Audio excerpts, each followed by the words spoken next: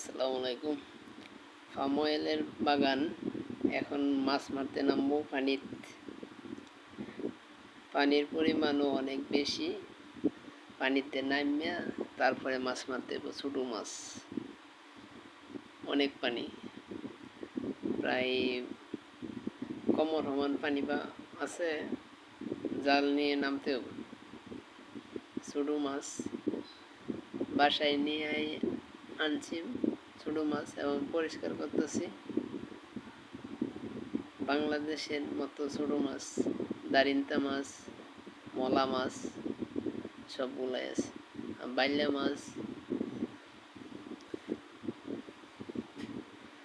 পরিষ্কার কইরা সবগুলা বাছতে হইব। দেশি মাছের স্বাদ পরিশ্রম করিয়া তারপরে মারতে হয় অনেক পানির ভিতরে। বাংলাদেশে যেরকম গুড়া মাছ আছে, এই দেশেও গুড়া মাছ আছে।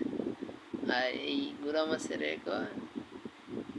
কিচি মাছ, কিচি কেন